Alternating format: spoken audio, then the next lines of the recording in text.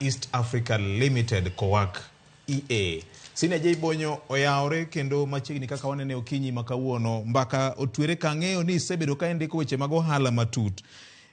Kainya to ne kambi mar ndeke mar Kenya Airways ma bende sani koro wamedo go mbaka gi limbe ma jatend piny Kenya oko mar piny Kenya piny Amerika manyocho ni mondo tigi ndege manyadhi ma jo Kenya pod go enduru nyaka kawuono. Kata kamano bang' ute mag fwambo menyo weche gidute koro ute mag fwambo makoro doko ni kore siemo.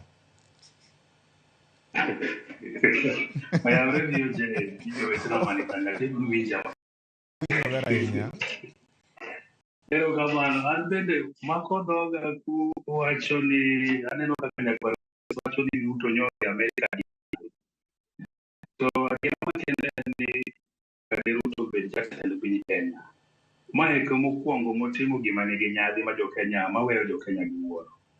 Inyalo paro ndalo moko ne en gi misipo moro manotweyo mane ji wacho ni ne siling 1,000 King'iyo kit sama William Ruto tweyo kidhi e internet ni manyo bech sano obiro mana siling 1,000. King'iyo kit wuoche ma William Ruto rwako kidhi e internet ni manyo bech wuoche no timbro yudo ka en gino ma beche lach. Emomiyo kaone ndege ni koro dhi god Amerika dhi kwecho kaka nyakwar Pires wacho no mane kite ok en gima wendo nikech nyaka noyud telo osebedo kotimo gik moko manyadhi niye kata kit mtokni moringo godo. Nyicha kineno kogolo Lexus moro manyien ma joma ong'eyo wacho mana ni bilion 38 gi kata milion 10 gi wiye turi. So ng'isi ni mondo nyodhi okaw ndege nodhi godo e limbene mar Amerika. Mano en gima ene machal ni nyo wacho ni mae madwaro. So gimora mora miwache wi ndege ni onego fall squarely wi William Ruto kaka jatend piny Kenya. Nyadhi e kite nyaka nodonje telo. Mar ariyo adiera makende en ni kambi mar Kenya Airways beche ni malo. Makata sani kidwa dhi Kisumu tibro yudo ka ndeke moko gi ibro yudo ka beche gi tin na siling 10,000 one way. To KQ to kimanyo tibro yudo ka en siling 10,000 gi wiye. Mana adiera to magi biro nikech gigo mang'eny ma bende sirikal achiel ni momiyo KQ timo kamano. Nikech ibro yudo ka KQ ki compare gi ndeke mamoko Jomo Kenyatta International Airport kuma gipakeno nitie pesa ma gichule sa asaya ma gipak.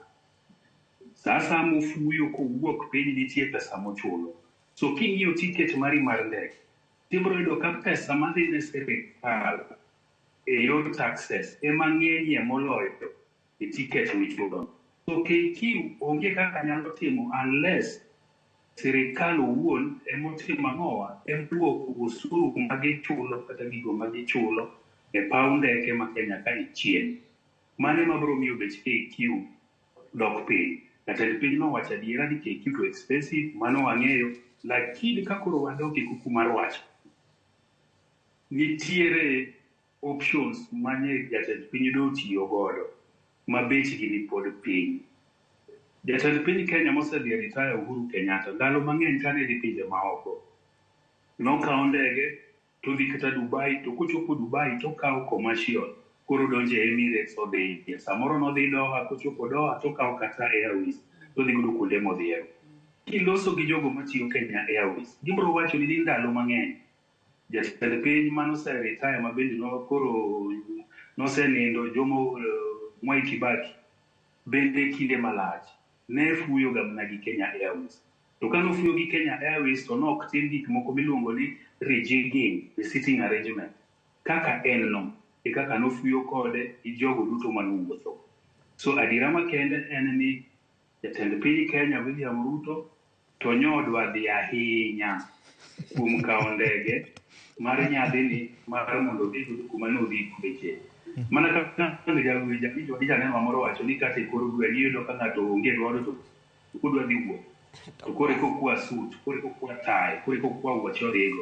Chal ni mane kitwa kaka jo Kenya kaka jo Afrika. Ni sami dwa dhi kwecho to bendo kidwa noneni ja kwecho ahinya. Idhi ka koro bendi desori maber.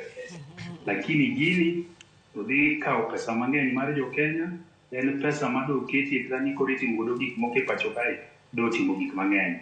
Ndege ni apani kod nti nyoro gotieno ka nyawuok dala pani ye kod anene kuma ne ochungi.